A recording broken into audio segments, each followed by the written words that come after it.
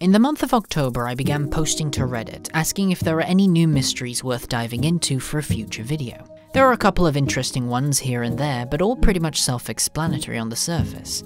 That is until I came back a month later, and noticed I had an unread message in my inbox. Opening revealed a user claiming to have played a game that doesn't exist. Hey there, I saw you were looking for new ARG recommendations. This literally got released today. I was a beta tester for it, and I really enjoyed it. I'm not gonna say anything else about it. And just like that, a new rabbit hole was emerging.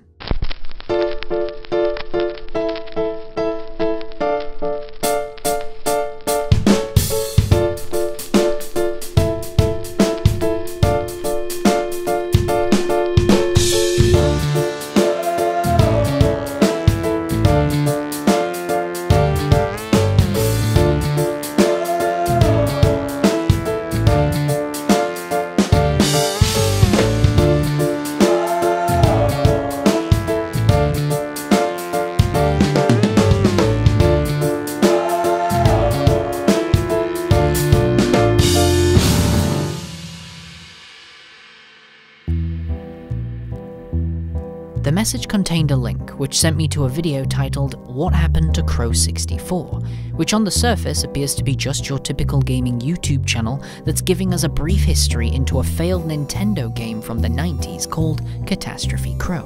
The N64 era. An innocent time. The 3D platformer was king, and out of the dozens of so-called Mario clones, my 3 favourites still hold up. But what if I told you there was one more forgotten game on that list? A game that never had a chance to enter our childhoods. A game that fell into more than just development hell. And a game that cost its troubled creator everything. If you were to watch this video without any context on who Adam Butcher is, you'd most likely see this as nothing more than a video game lost throughout the ages with a strange production history. But of course, that's not the case. Adam Butcher is not a gaming channel like he's presented himself here. He's a filmmaker that's posted many of his works here on YouTube, including one of my personal favorites to have ever appeared on this site, simply titled Internet Story. This is a true story about the internet. Please, don't go. It's also the story of a treasure map and a murder. With that knowledge in mind, I knew immediately that we were in for something special. Our story continues with Adam giving us a brief history into the development of Catastrophe Crow and its creator, Manfred Lorenz, a notorious perfectionist and founder of a company known as Opus Interactive.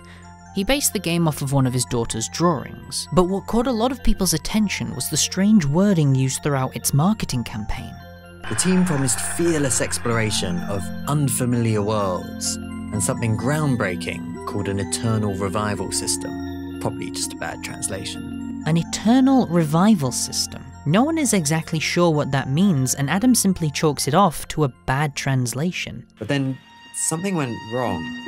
The release date got pushed back a few months, then a few months again, until it started getting worryingly vague. Rumours began to circulate that something had happened to their lead designer. Manfred Lorenz was seemingly taking more and more control, with programmers left in the dark, and artists making hundreds of strange assets without knowing what they were for.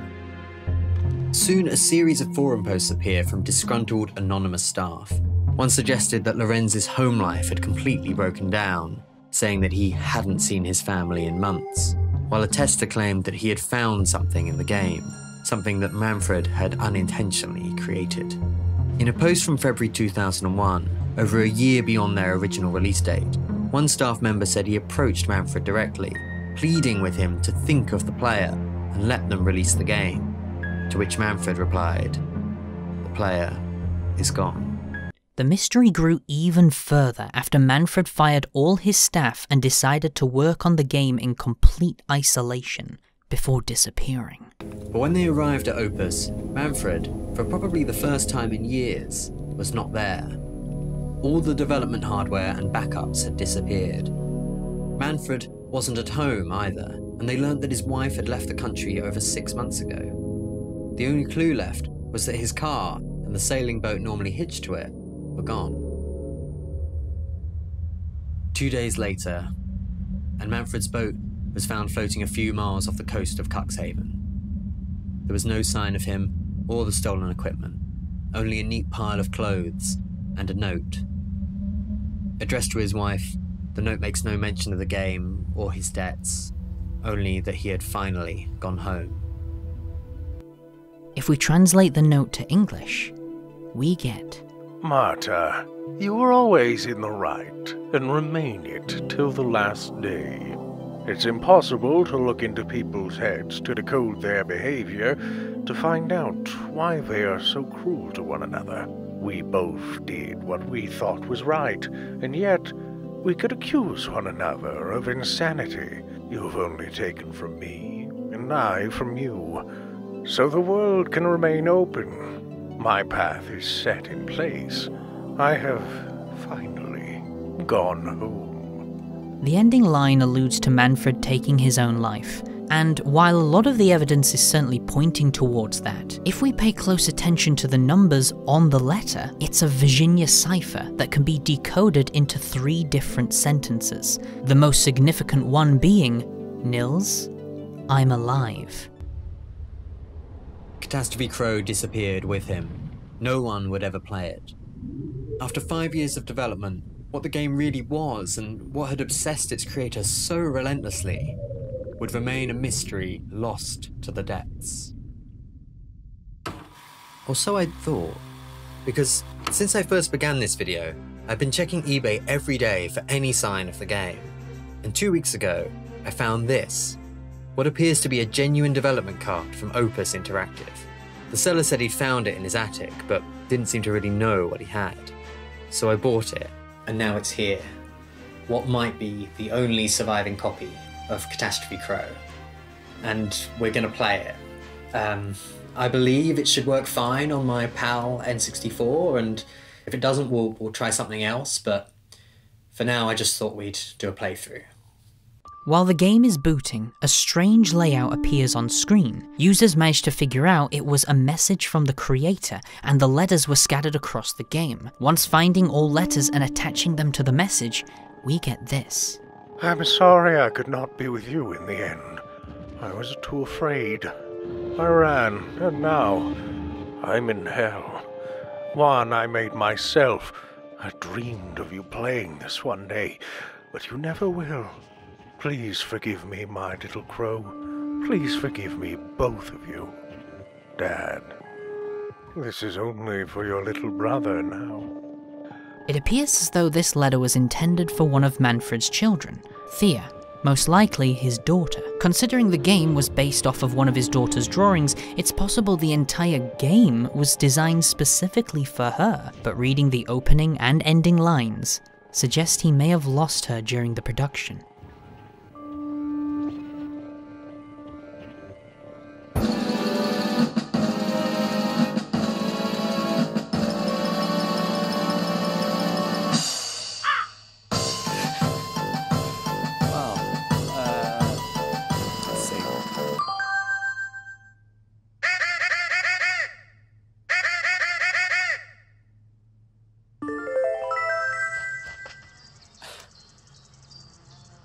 Actually seems to be working. I can jump.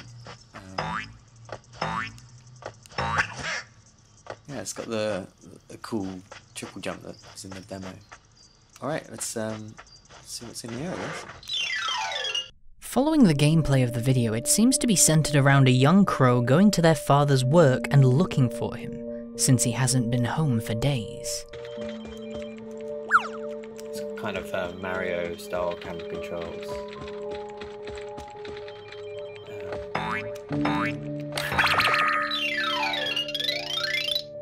But as the levels continue, the game starts to deteriorate, and strange levels of the map start to appear. A phone would be heard constantly throughout the office with no way to stop it. Unfinished areas appear across the map. Strange creatures begin appearing and disappearing in the distance with no true explanation as to why.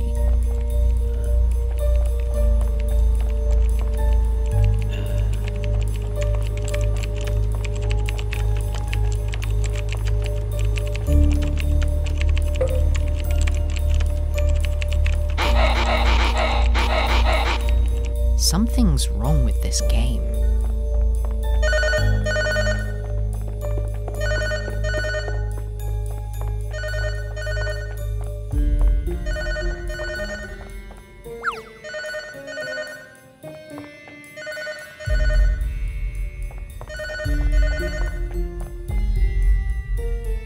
Later down the line, an invisible wall hidden behind the filing cabinet leads to a black void, but if we continue walking, we find a boat and another crow jumping off with computer equipment in their arms, potentially referencing the alleged suicide the creator had done out at sea. It said in the video that Manfred stole equipment from the company and it was never found. In this game, it seems as though the equipment went to the bottom of the ocean along with him.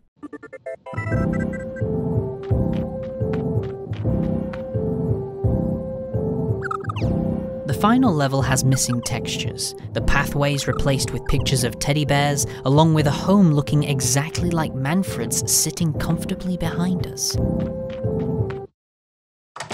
By entering the home, our character changes into an older crow, with spectacles on his beak and aging feathers on his wings. It seems we can explore the home, but the final piece of footage we get is when we enter the child's bedroom.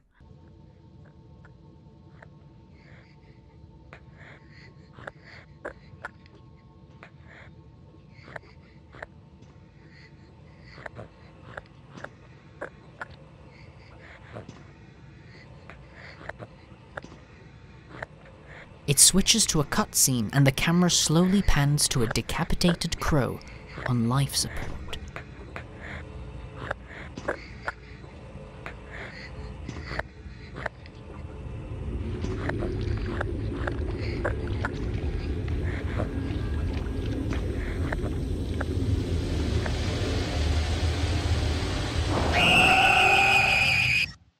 The video ends there. It seemed as though that's all we had to work with for Catastrophe Crow. But then I scrolled down to the comments. One of the first few I read simply posted, "Search Catastrophe Crow on YouTube." And lo and behold, multiple accounts can be found with gameplay footage of Catastrophe Crow uploaded months before this video even appeared on Adam's channel.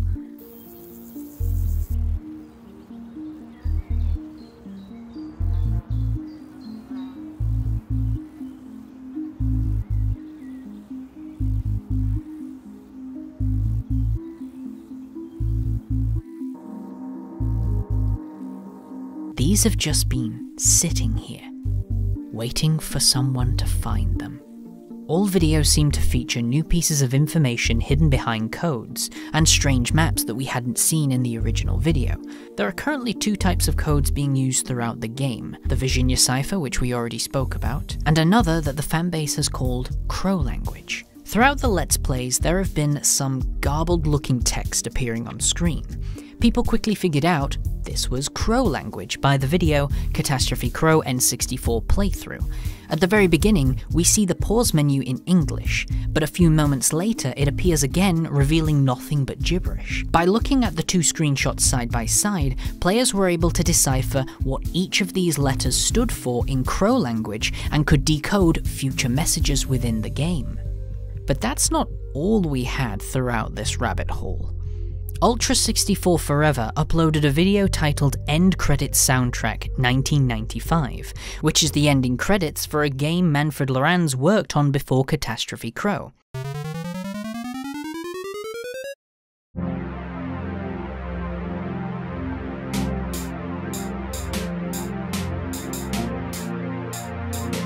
The YouTube channel named Jonathan Rose Leon spotted some odd notes being played within the music.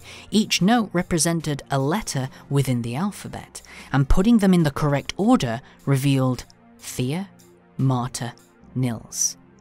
Thanks for playing. We already know that Marta is the wife of Manfred due to the letter he sent to her within the video. We also know that Thea was probably his daughter according to the letter at the beginning of the game. That means that Nils must be the younger brother, Manfred's son. Once these videos were discovered, a community began to form. They have now compiled a Google Doc that is currently consisting over 78 pages analyzing this entire series, explaining the codes, characters, pointing out details missed from all videos. One of the most intriguing things from this whole game so far is that some of the YouTube channels that upload a gameplay have an email address found in the About section.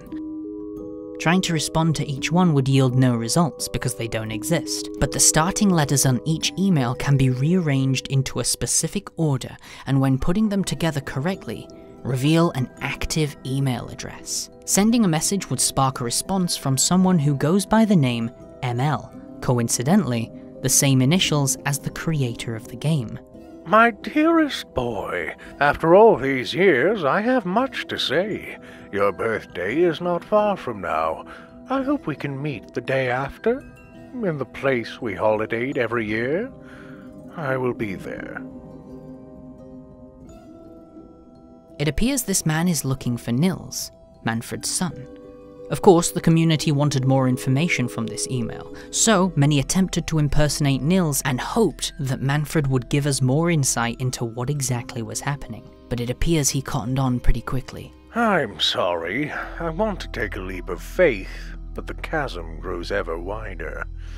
There are too many prying eyes. I need proof you are who you say you are.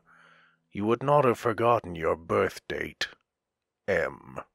After failing to convince him we were his son, other players tried to interact with him as different people to see if they could gather more information. Some tried responding to him as his wife, Marta, another as an employee who worked on the game with him, and another as a fan of Catastrophe Crow, known as Fred. Hey, I heard you're the creator of Catastrophe Crow 64. I'm playing it on my channel and having a blast. Hey, mind if I ask a few questions? The game's acting a little strange. Fred, whatever I create, I can no longer control. A cryptic response, but this actually gives context to another email sent by Manfred when someone was impersonating as one of the channels on YouTube. Hello, I'm N64 Long Lost Lore. I've been recently playing one of your games, Catastrophe Crow, on my channel, and it's been pretty fun. It reminds me of numerous other platformers, yet it's bigger and better than them. And Lore, another creation running by itself. It seems that Manfred is admitting that he created the YouTube channels that uploaded the gameplay for Catastrophe Crow, and is now seemingly unfazed that one of his creations is speaking back to him through an email. Someone was recently selling a development of Catastrophe Crow on the site eBay.com 2 weeks ago. For details, it had a label with numerous dates on it on the bottom, and it had Crow written in Sharpie on the top. I was about to buy it, but someone bought it before me, right after I discovered the eBay page, to be exact. But here's a screenshot I took before they bought it. Would you happen to know information about who bought it or the seller? Really, just any information you happen to know about the cartridge sold on eBay. If so, please share the information with me. Thanks. So he never received it. It is all so long ago now. Long lost. It seems as though this game cartridge was specifically designed for someone, most likely his son. But for whatever reason, it ended up in someone's attic and was bought by Adam in the original video. So what exactly is going on here? Well, it's hard to say 100% as it is a very new rabbit hole we're diving into, so there will be more information to come in future, I'm sure. But my personal thoughts is that Manfred Lorenz began making Catastrophe Crow for his daughter, since it was designed off of one of her drawings, but she tragically died before he got to finish the game, causing Manfred to say this quote, "The player is gone."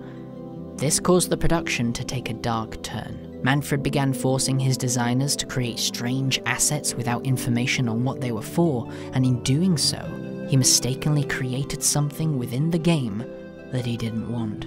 What exactly that was is unclear, but it could have something to do with what they were advertising at the beginning of Adam's video. The team promised fearless exploration of unfamiliar worlds and something groundbreaking called an eternal revival system. Probably just a bad translation. An eternal revival system.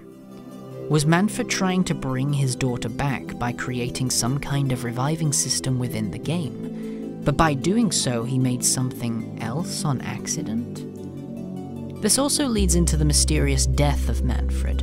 A lot of evidence was pointing towards him committing suicide, but yet he seems alive and well according to the emails. Could it be that because he took the game equipment with him to the bottom of the ocean, the eternal revival system he added in brought him back to life? It's all speculation, of course. I don't have any concrete answers, but if you would like to know more information, I highly encourage you to support Adam Butcher by watching the original video yourself and leaving a comment. And if you want to dive even further, I recommend checking out the Discord community along with the Google Doc they've been putting together. There are so many other things I have not included in here that I believe you'll really enjoy. If more develops to this story, then I will make a return to catch you all up, but for now, this is where our story draws to a close. Thank you all for watching. I thought I would let you know I have a Twitch account now where I've been reacting to all these new ARGs live, and I've been playing some games with a couple of horror creators too, so if anyone wants to come around and watch along, then you're more than welcome. Take care.